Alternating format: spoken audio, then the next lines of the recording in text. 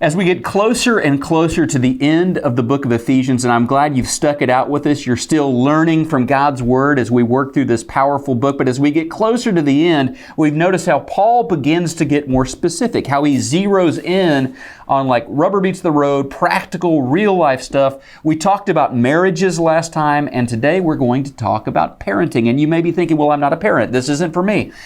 We all have concerns with this because we are either children or we are parents, or many of us are both children and parents, whether our kids are small or whether they are all grown up. And so there is wisdom in Paul's teaching here, both for us as children and for us in this high calling as parents. This is something we need to do well. Think about all of the relationship we have with friends and neighbors and coworkers. These relationships are the only truly lifelong relationships. My relationship with my dad and mom, that's one that started on day one with my mom before day one as she carried me. And my relationship with my children will continue for as long as we are alive. So this counsel is important from Ephesians chapter 6, the last chapter in the book of Ephesians. Let's look at the first 4 verses. Children, obey your parents in the Lord, for this is right. Honor your father and mother. This is the first commandment with a promise, that it may go well with you and that you may live long in the land. Fathers, do not provoke your children to anger, but bring them up in the discipline and instruction of the Lord. If you are a parent, I think you will agree with me that being a parent is one of the, if not the most challenging and rewarding things that we do. I mean, it is hard. It takes time. It takes energy. There is some stress, and some of the highest highs and some of the lowest lows that I experience, that we experience in our lives, have to do with our parenting, with this important job that God has given us to do. And so we want to do it well. Now, to help us translate some of these spiritual truths that Paul has given us here in chapter 6 into our actual relationships with our parents and with our children, I've called upon some of my dearest friends, Scott and Charla Reynolds. They're going to share with us some perspective, some wisdom that they have gleaned over the years, and they're going to share that with us right now. I am here with Scott and Charla Reynolds, and I've known them for a long time. Isla and I have been their good friends for quite a while. We were on the mission field in Rio de Janeiro, Brazil for, I'm not exactly sure how long, 8 years, 9 years, something like that. Okay. Right. And our kids grew up together. Our kids kind of consider them to be an aunt and uncle, and their kids kind of consider us to be an aunt and uncle. That's kind of a Brazilian thing. But I thought when we're going to talk about making biblical truth kind of practical when it comes to parenting, these would be some really good people to talk to. So, Scott, Charla, why don't you guys just start out by telling us a little bit about yourselves and about your family? All right, I'll start and I'll let her fill in the gap. She's better. She's more interesting to listen to, honestly. So if it starts getting stale, look to this one. Got it. Scott and Charla Reynolds, we've been married for 31 years. Mm-hmm. Have 3 children. Our oldest is about to turn 26. Yeah. Okay. It's hard to keep track. And she lives in Houston. Our oldest son, that's Sydney, our daughter. So we had a daughter and 2 sons. Our oldest son, Sawyer, is 24 and is married. And he and his wife live in Lubbock. And Sam is our youngest. He's a sophomore in college. Just finished his sophomore year. He's about to get married next month. Yeah. So, our family keeps growing and changing. As you mentioned, we met in college. We both went to Lubbock Christian. Charla is a teacher And I have training in counseling, but I work with a missions organization for recruiting and training missionaries for South America now called Great Cities Missions. And we're super honored that you thought of us. And I'm glad you can join us. We confess up front, we are far from perfect, but we hope we have some good things to share. I know you do. Charla, so now for the interesting part. Scott promised you had the cool things to share. So Okay, awesome. Tell us about his mullet back when he was in college. Fake news.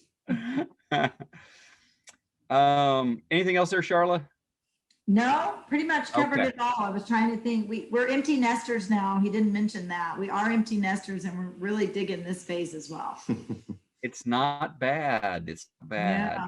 So what's been over? So you said 26 years old is your daughter, Sydney. So what's been the biggest surprise? I mean, before you have kids, you really don't know what's coming. So what was that along the way that you're like, wow, I didn't know it would be like this, or I didn't know this would happen? I think my biggest surprise has been how much our kids have taught us and continue to teach us, even from the time they were little. Wow.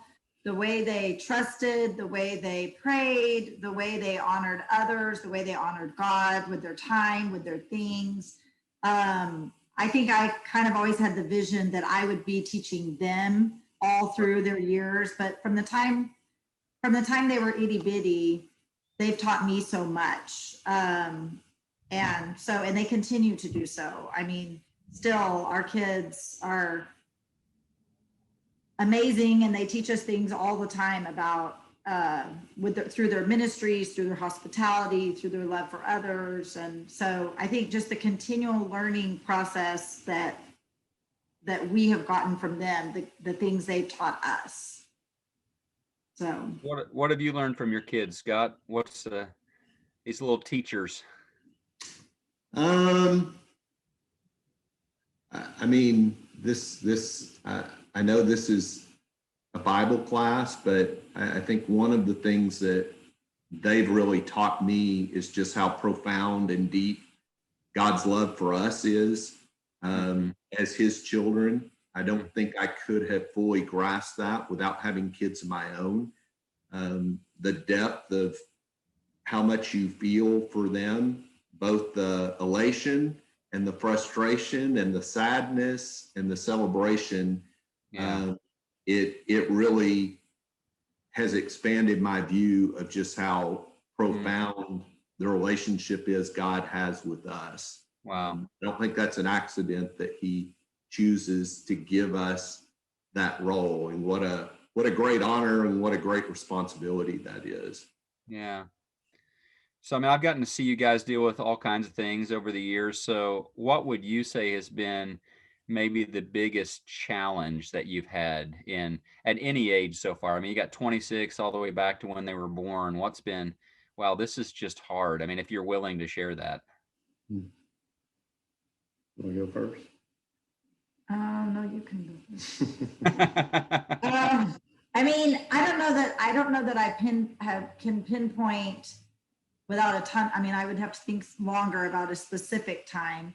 But I think one thing that has just been hard through all of their stages is, up until even recent years, is knowing when to protect and shield them, give them counsel, give them advice, and when to know God's got them, and to trust in their relationship with God and know that they've got this now. And wow. I think early on, when they're 7 and 8, that looks very different than when they're 17 and 18 and 24 and 26. But as parents, we never stop worrying and feeling like we've got just a little more nuggets to push into them or feed them or whatever. But knowing when to just back off and let them take it, or trust even that God has them, even though we want to still continue to hover. So that's hard. Yeah. Yeah. You see them headed for a bad decision or something that could cause them pain. Right. And when they're 3 or 4, you definitely stop them from touching the stove. But maybe when they're 16, you let them go ahead and touch the stove.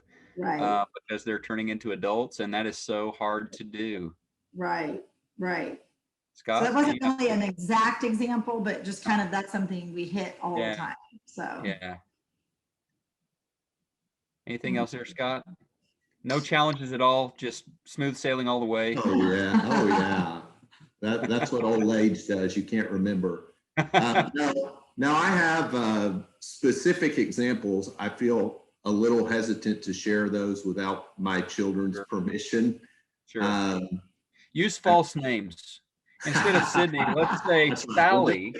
I would say just initials, but we're one of those weird families that all have the same initials, so that wouldn't help you at all.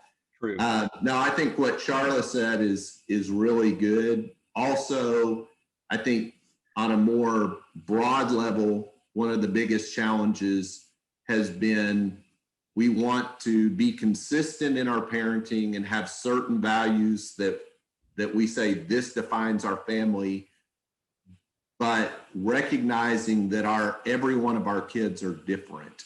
So we can't necessarily, it may look inconsistent how we parent our children. And as she said, at different, and you mentioned different ages require different things, but even our kids, it's remarkable how different the three of them, how there are certain things that were so similar, but they essentially grew up in the same house and they are totally uniquely different people. And so Wow. how we try to encourage or motivate or discipline one child may not work the same way with another one. And it's that constant balance of how do we discipline, create healthy boundaries, have consistency, but also give that flexibility to realize that each of them is different. And if we tried to do this with this child, it could create rebellion. If we tried to do this with this other child, it could cause them to become discouraged and want to give up. And there's no manual that you get with each kid. That's part of the, as Charlotte was mentioning, how you learn and grow and depend on God, because there's no definite right answer in all situations with all kids. That's interesting. I mean, I'm thinking, in theory, before you have kids, that sounds kind of unfair and kind of inconsistent. Like, I'm going to treat this kid this way. But it is absolutely true. And I have a feeling everybody that's watching that is a parent is going to go, yep, because our two kids are quite different in a lot of different ways. I know your kids are different. And so it is that stinks, doesn't it? Because wouldn't it be great if it's a one size fits all, and with your first child you learn and then you just do that over, you just replicate, but it's not that way. It's not that way at all. Exactly. So in the text that I'm teaching from here, it's famous, Paul talks about raising your children, rearing your children in, depending on the translation, different things. But the translation I was looking at is the training and instruction of the Lord. And I know you guys made that a priority all the way through. I mean, I watched that play out almost on a daily basis. So what would you say that looks like in just day-to-day operations? And maybe even it's going to look a little different with a 2-year-old than it is a 18-year-old, but what does that look like? Yeah. I'll give you some very specific things we did. I love that passage that you shared. I think maybe my go-to passage with this is from Deuteronomy 6. After God tells them to love him with all their heart and their mind and their soul and their strength, then he gives them instructions on how that's supposed to be lived out. And he talks about the fact that talking about kids, to impress those things on your kids, talk about them when you sit at home, when you walk along the road, when you lie down, and when you get up. And I think that is probably the very most important thing. You cannot not be influencing your kids. So everything that you do, we have a tendency to want to compartmentalize. Okay, now it's time to have our spiritual time with our kids. And that's fantastic. We gave emphasis from the time they're little to pray with them, to read little Bible story books. We did that with your kids, and our kids did that together. Do things that are fun around the table. We memorize memory verses and have challenges and things like that. But it's so much more than just some of those creating early disciplines in your kids. It's how are we going to treat each other? How are we going to talk about when we see things, when we see somebody on the street who's homeless? What do we share about that? When we see opportunities to serve, how do we integrate God into that? How do we respect and treat other people? So really, I think the challenge as parents, if we're going to live a life of integrity, is thinking, what does this look like in everything I do? And that's, I think my kids challenged me. That's part of the way God grew me, because I constantly realize I've got little ones that are watching me. What is it that I'm communicating to them?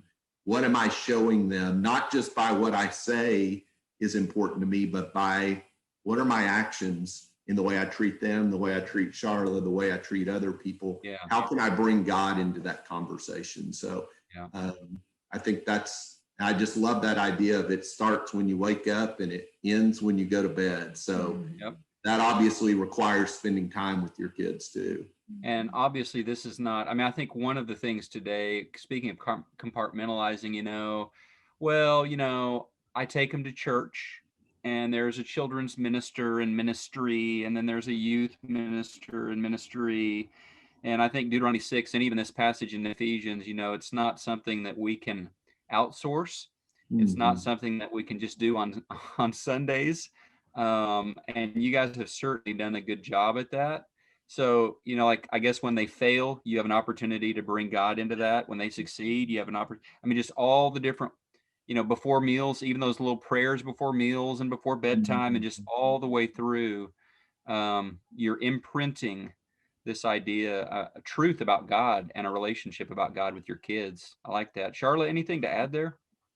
I think he pretty much covered it really well. The only thing I would put in addition to that is just, and he really did hit on this, is just making the most of every moment. I was a teacher from the time we got back from Brazil until current. And so I worked a lot of hours every day. Our kids were in lots of different sports and things like that. Our life was crazy. Those school years, they're crazy years.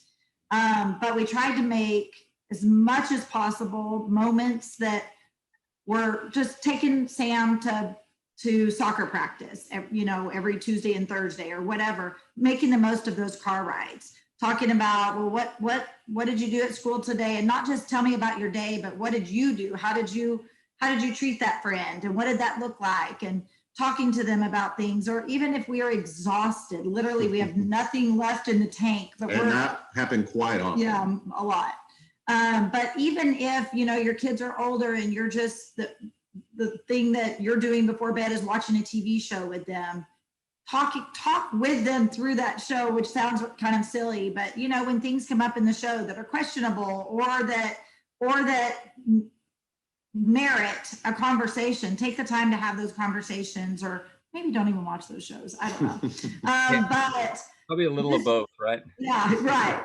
But just take time to use those teachable moments. What would God have us to do in that situation? And anyway, it's not always a Bible class, obviously, but I think if we look for opportunities, they present themselves all day long, every day. So. Okay, I'm going to go just a bit off the script. Hopefully it doesn't take us off the rails, but I know, Isla and I have not always, agreed every time on even what clothing choices, our daughter may, whatever, stuff like that. And I just kind of wonder, I've always felt like it's so important to be united as husband and wife, as father and mother, and probably even better to be united around an okay plan rather than just fight over what is the best. And I just kind of wonder how you all handled so I hope I don't start anything here, but how did y'all handle when maybe you didn't see eye to eye on a particular question? I can go on this one. I can go on this one because I actually thought of She it. seems really anxious to No, respond to no. it. I actually thought of it earlier when he was talking about something else. And there, I mean, obviously through parenting, there's been tons of things that we haven't agreed on. For the most part, we agree on the general idea of things, but there's certain little things that maybe we disagree on. And a big one that came up was one of our kids, I won't say which one. Our rule was when they turned 16, they had to get a job in order for us to provide a car that was still ours, but that they could drive once they became 16, but they had to have a job. Well, one of our kids, when they turned 16, they didn't want to work, and they didn't feel like any of their friends worked. And this child was dragging their feet big time, and it became kind of a big issue in our house. And I guess I'll say he was really sad and just really discouraged. And there was kind of a rule set that every Wednesday at that time, I think it was every Wednesday, he had to turn in so many, like, proof of how many jobs he applied for that week. And I mean, there were some rigorous rules set down. And I kind of was just, my heart was just kind of breaking because he was really sad about it. And it just kind of became a thing.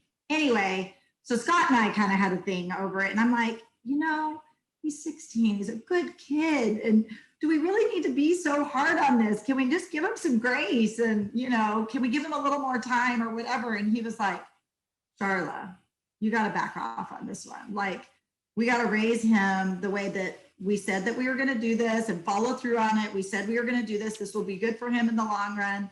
Anyway, I'm not saying the way to handle this is always just to submit. I'm not necessarily throwing that out there, but I am saying he felt very strongly about it. And I honestly just didn't know. My feelings were getting in the way. And he felt very strong that this is what our son needed to help him to become a man. And for many other reasons. But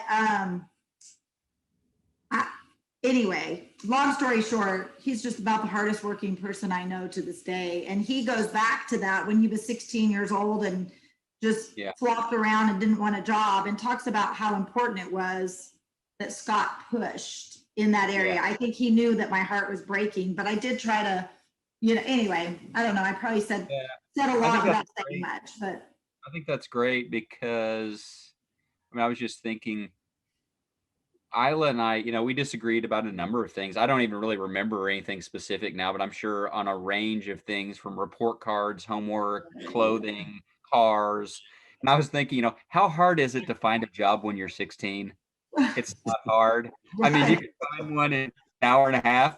But I was just thinking, we kind of decided we're not going to fight about this in front of the kids. Right. We're going to fight about it. We're going to have some, honestly, have some arguments, however you want to call it, lively discussions. But we're always going to try to present a united front to the kids. I know you guys did that too, and that is hard. And I think it goes back to kind of what Scott talked about earlier. It does take some of that spirit of Christ to do that. And sometimes making a concession. I love what you said. Like, I don't agree with my husband or my wife on this, but it's not as big deal to me as it is to them. So I'm just going to go with what you feel best. And they are remarkably resilient, aren't they? I mean, kids, we don't make all the right choices, but with a lot of love and kind of focusing on trying to bring things back to God, they seem to do okay. So I do think the united front is important, though. That's a good point that you made. I do think it's good for them to see that we're in this together. Yeah. Anyway, we could chase a lot of rabbits there. I mean, I've heard people talk about how you need to love your spouse more than your kids, and I actually believe that. That's really hard, but I think it really gives a foundation that Absolutely. gives the kids a lot of security and stuff. So now, I mean, here you sit. Scott does not have a lot of hair anymore, and the mullet is gone, and it's a little grayish and everything. I just think it's different. It's a different ball game when they're grown up. Your kids are adults now. I mean, they are all the way into adulthood. So how is your role different now? You're empty nest, but you're still parents. What does that look like? Yeah. Yeah, you never stop being a parent. That's one of those surprises. But definitely the relationship changes, and it needs to if it's going to be healthy. And I would say, rather than being their decision makers now, we are influencers, and we have as much influence as they let us have.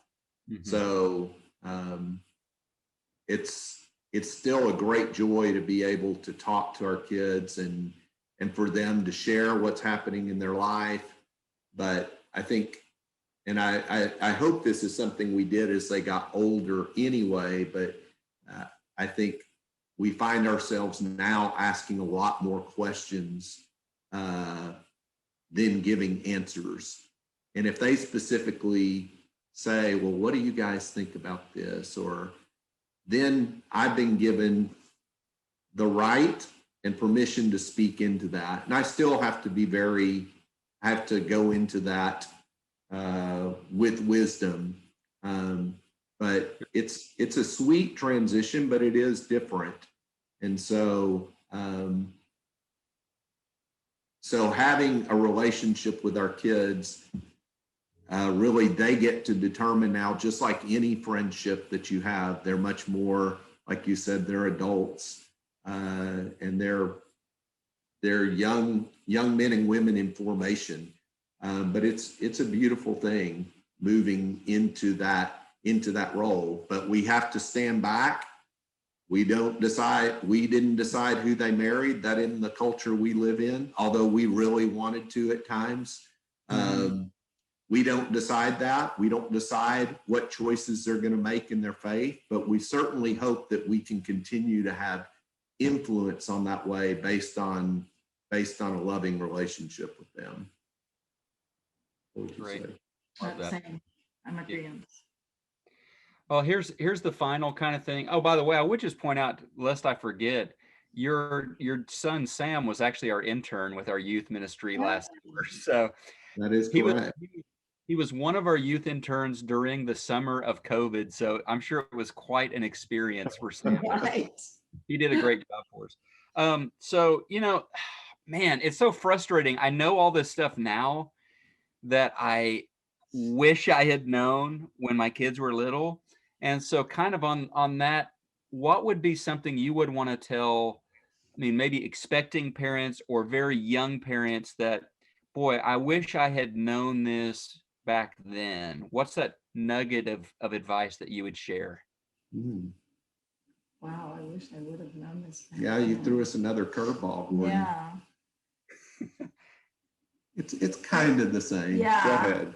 I don't know that I would say I wish I would have known this then. I think I did know this then, but sometimes it's hard when you're in the parenting is just exhausting. I guess that would be another surprise. I had no idea how exhausting it would be. You're always tired. Yes, you're always tired. Yes, I've been tired for 30 years and now I don't even have kids and I'm tired.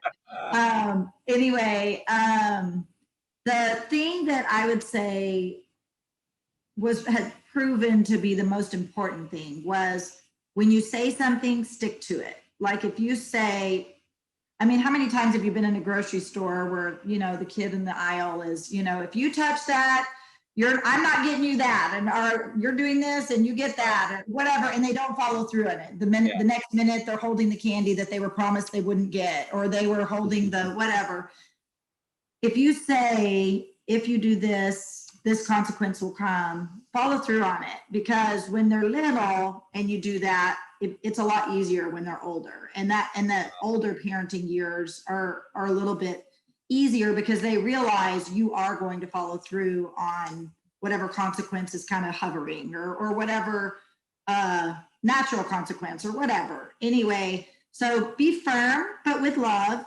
And honestly, if you set those boundaries and you follow through with it, there's not as much reason to be kind of out of control in anger and things like that, because you kind of just set it up to begin with. If you do this, this thing will happen. And like we said before, with each of our kids, those were different things. Like one of our kids just hated timeout. One of our kids hated to be told he can't go outside if something happened because he just loved outside or whatever. He can't, not like we kept him in the house for a super long time, but I'm just saying, find what it is and set those boundaries and stick to it. I love that. Now, I just want to say one thing here. I love that because we're talking about people who might be expecting or have very small children. That's the time to do it. Yes. Because how many times have I had, parents come into my office who the child is 16 or 17, and all of a sudden their kid is out of control. They don't know what to do. I mean, I hate to say this. It sounds really sad, but it's very hard to do what you just said when they're 16 or 17. They're already 1 foot in adulthood. So, I mean, there's hope for all of us, no matter the age of our kid. But it is so, as hard as it is to stick by your guns when the kid is 2, it is way easier than when they're 15 or 16, and you're trying to all of a sudden establish yourself as, the authority parent. You've got to do what I say. No, I don't. I haven't for 15 years. Why would I start now? And I've gotten away with it. Yeah. So I love that advice. Scott, anything to add there? Or? No, I think that's really good. I kind of stole my thunder a little bit, but the first thing that I thought of is, in terms of the advice I give, is to invest in your relationship with your wife, and it's the greatest investment you can make in your kids. If your kids, and I say this knowing there may be some parents that are divorced, God bless you. That's not like that's the end if that doesn't happen, but I think God's design is for children need moms and dads. I know that's not politically correct anymore either, but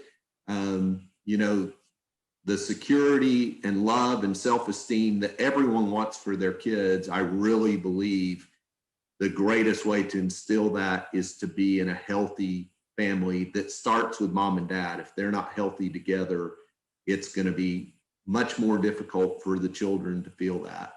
It also goes back to what you said, Gordon, when we get away, we value each other, we invest in each other. It also helps us when we don't see eye to eye in parenting, or when we have different views. We are investing in love and respect each other. I've learned so much from Charlotte. I have awesome kids in large part because I have an awesome wife who is an awesome mother. And I learned a lot from her. Well, some of that happened when we're dating and investing in our relationship. We find out why we feel that way and work through some stuff that really, like you said, doesn't need to be worked through with the kids. We want to be united when we're before them. So, and finally, you are going to have a time that your kids aren't going to be with you. And this is who you're with. And so what you invest at that time, if that hasn't been a priority, that's a really difficult stage. So I really want to encourage all the parents, and with the busyness of work and even kids' activities, sometimes that's what gets left out. Yeah. And I really believe you will bless your children more than you realize if you'll invest in each other. Your kids will pick up on that. I was talking to one of our elders today on the phone, and they are about to go empty nest. They've got a graduate, and a high school graduate. And he was talking about, now it's just going to be me and my wife at home, and they're excited about it. He's nervous about it because it is a time of transition. But, that is really interesting parenting advice. And I think it is a hidden gem, which is date your spouse. I remember my parents, and we need to wrap up. I was just thinking back, they would very intentionally show each other affection in front of us kids, which I didn't know at the time. I was kind of like, ooh, they're kissing, they're hugging or whatever. But I think they were very shrewd in, we love each other and we're going to make sure our kids see that. Because yeah, I think kids in divorced homes can be great. I mean, I know so many that have turned into amazing, Right. amazing disciples of Christ, but we do learn, our kids do learn a lot about God by watching the way we treat our neighbor. Our closest neighbor is our spouse. You know, love your neighbor as yourself. And if I'm not doing a good job there, my kids are learning from that. Like you said, whether I mean to teach them or not, they're Right. learning, they're watching. So thank you guys. You've done a great job with your kids, and someday you're going to have some grandkids to dote on, and hopefully we will too at the right time and everything. But I appreciate so much your time and pray God's blessing on you guys. And we'll catch you later.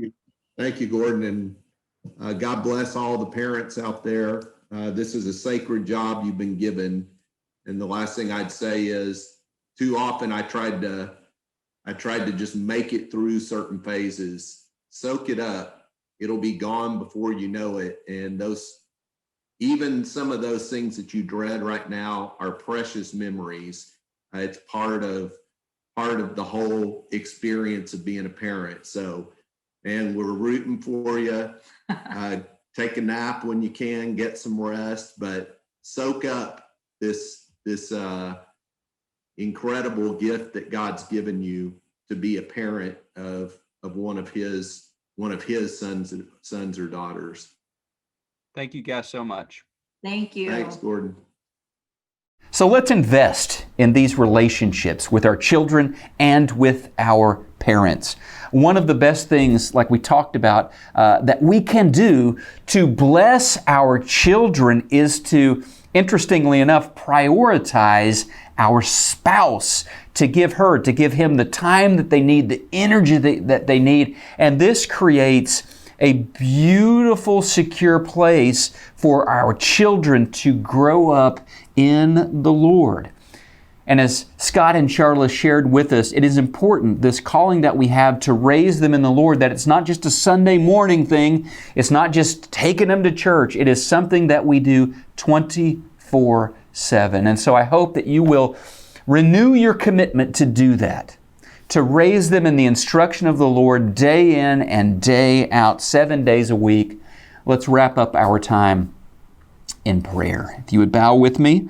Lord, you created us so that all of us, whether we have children or not, all of us have experienced this relationship on one side or the other, or maybe both. We are parents, or we are children, or we are both. And right now, I just ask you, Lord, for wisdom and strength for the moms and the dads out there as we live out our sacred calling to rear our children in your discipline and in your instruction. Give us, Lord, deep reservoirs of patience, of love, of joy, of insight, so that we may help our precious children, whether they are young or whether they are older, we may help them to be successful in life, and more than anything else, we may help them to grow their own personal relationships with Jesus Christ. Help us, bless us in this. We ask these things in the name of Jesus Christ. Amen. Until next time.